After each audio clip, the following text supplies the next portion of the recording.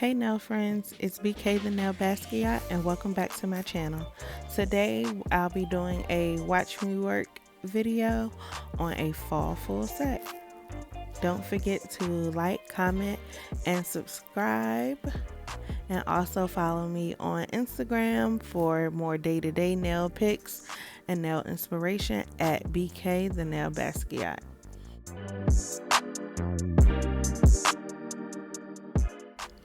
So right now I'm just applying my acrylic. I've already prepped the nails, cleaned up the cuticle area, primed, and did a little bit of shaping. I've been a licensed nail tech for about 2 years. I've worked at 2 shops and now I work out of my own nail studio space. So be on the lookout for a tour video of that studio. I'll be dropping it within the next couple of weeks.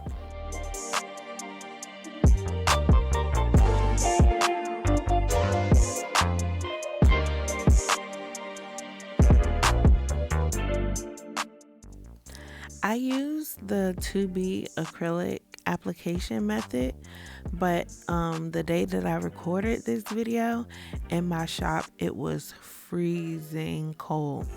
So I took my monomer and I submerged its container in warm water and use that to kind of help cure the acrylic a little bit faster.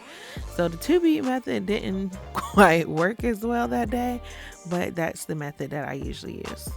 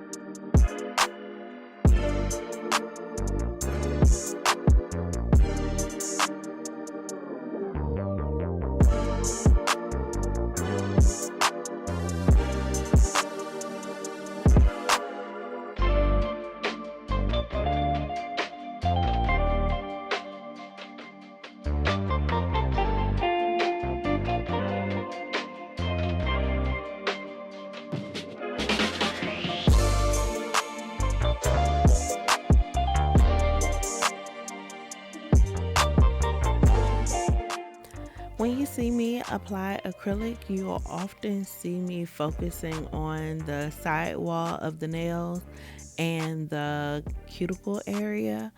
When I first started applying nails, I would have a really good shape when I applied the tips, and because my application wasn't as neat and tidy as it should have been, a lot of my shape would get misshaped because I didn't pay as much attention to detail to the cuticle area and the side walls. So now when I apply acrylic, I take special attention to those areas.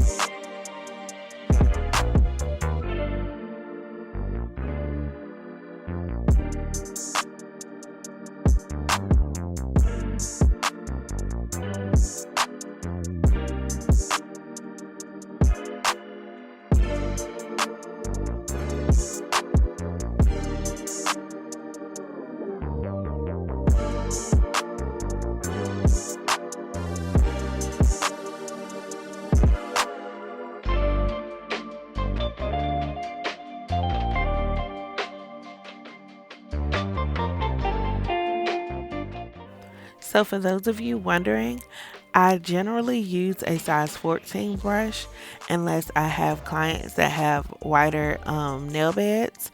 Then I will use a 16, and I don't crimp my brushes at all. I actually hate it. I feel like it lessens the flexibility of my brush and it just doesn't work for me.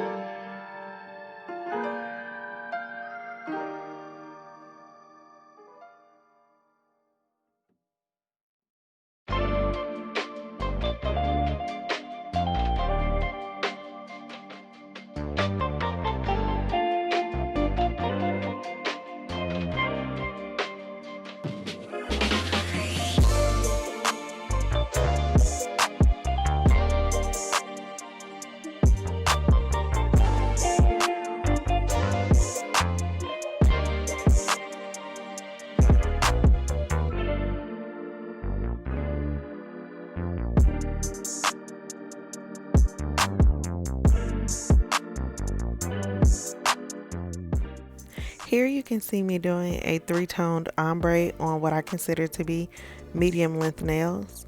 I come in doing the 3-bead method, each bead a different color, and then once I've applied that, I go in with my second bead, which is the middle color, and kind of feather it down and feather it up to get a better blend. And if I need to, I go to the first bead, which is the color at the bottom, feather that up, and then go to the third bead, which is closest to the cuticle, and then feather that back down. So I've already done my client's right hand.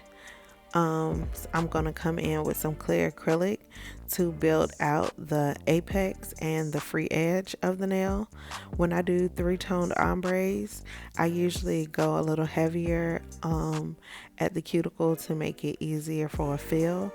And then in order to not mess up my ombre, I do the body of the nail and the free edge part of it kind of thin, and I just come in, like I said, with the clear acrylic and build out the strength of the nail.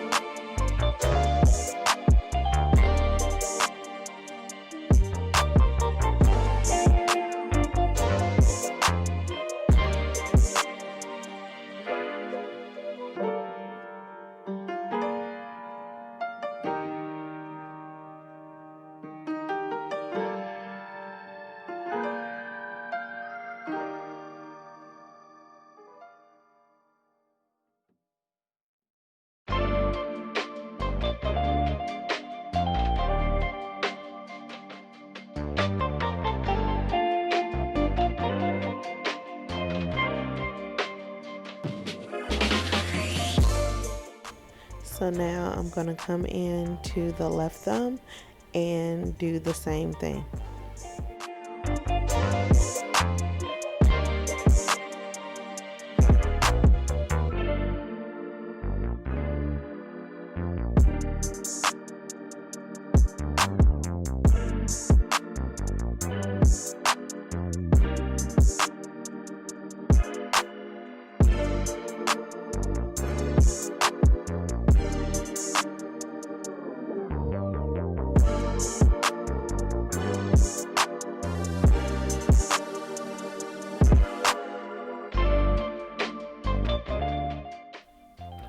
Look at this ombre, y'all. It's pretty much evenly melted into each other. It's a very beginner friendly technique to do thin layers, get your blend how you want it, and then come back in with clear to cap it off, just so when you're buffing, filing, shaping, and all of those good things, it won't disturb your blend that you already created.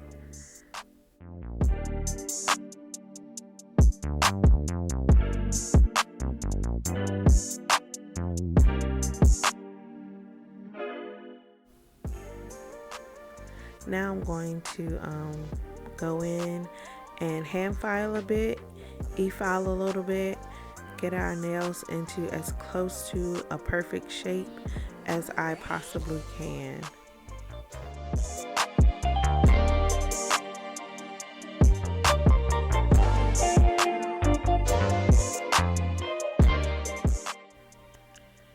Y'all, I've come so far with cuticle work. If you're a beginner, practice, practice, practice, and I promise you, you will get better. Okay, so for this design, I was going for like a cheetah print type of look, but y'all don't come for me. As you can see, it didn't quite look anything like a cheetah, more like a giraffe. But me and my client talked about it and she was like, girl, just do you. So we stuck with it. At the end, it kind of reminded me of like purses that I had seen at Fossil, because I really think they do have a design that looks similar to this. But yeah, I tell people all the time, being a nail tech is like 20% skill and 80% knowing how to bounce back from mistakes when they happen. And like I said, my client was happy with it, so that's all that mattered. One of the things that I'm working on personally is trying not to be so hard on myself. And being a nail tech has definitely helped me to develop that skill, even though every now and then I slip back, into my same mentality. So this was just one of those examples of just like, it's not what you set out for it to be, but it didn't turn out bad. So, it's not that big of a deal.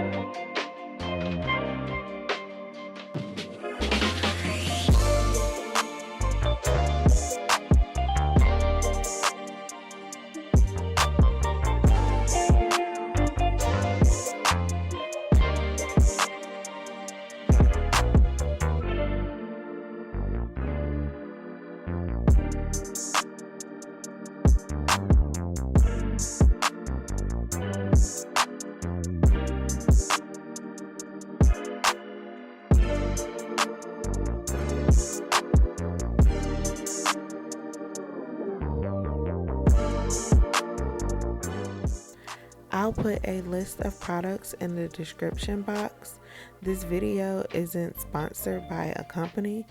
It's just me and all the products that work for the way I do nails.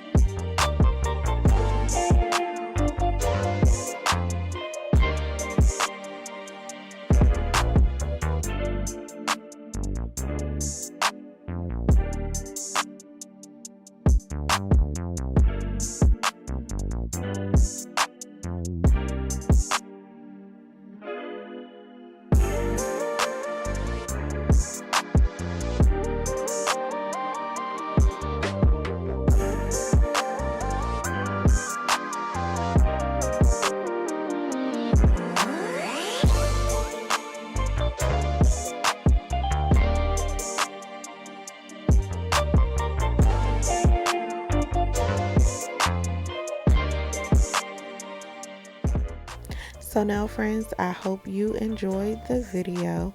Do not forget to like, comment, and subscribe. And I'll see y'all later.